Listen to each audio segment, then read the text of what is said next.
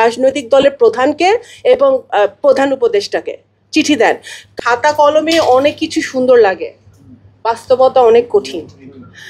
এইটা দিয়ে আমি শুরু করছি। হ্যাঁ, একজন রাজনৈতিক কর্মী, কারণ আমি তৃণমূলে কাজ করি, ইউনিয়নে কাজ করি, ওয়ার্ডে কাজ করি, উপজেলায় কাজ করি, জেলায় কাজ করি, ঢাকায় কাজ করি। আমি দেখেছি আমাদের নারীরা what they go through in politics. So it's not so easy. হ্যাঁ, সো আমি এই জন্য আমি নাগরিক কোয়ালিশনকে স্পেশালি ধন্যবাদ জানাচ্ছি এই টপিকটা আজকে তোলার জন্যে। কিন্তু আমি প্রথমেই যেই সাজেশনটা দিতে চাই সেটা হচ্ছে আমার পক্ষ থেকে, মানে একটা হাম্বল সাজেশন। সেটা হচ্ছে যে আমরা এখানে সবাই কিন্তু কোনো না কোনো অর্গানাইজেশনকে রিপ্রেজেন্ট করি, পলিটিক্যাল পার্টি অর্গানাইজেশন, এবং নাগরিক coalition itself is a organisation, একটা থিঙ্ক ট্যাঙ্ক।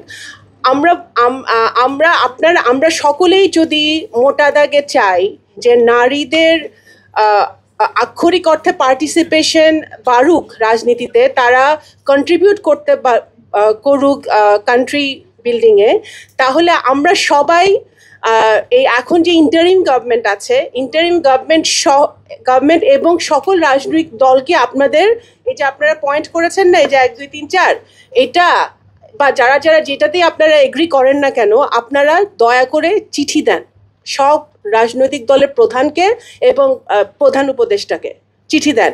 কারণ শিরিন আপা বা ওনাদের কমিশনকে যেভাবে ছুঁড়ে ফেলা হয়েছে, নারীদের তো কোনো বেসিক মানে মর্যাদাই নাই বাংলাদেশে। আপনার পলিটিক্স আমরা পরে আসি, ঠিক আছে?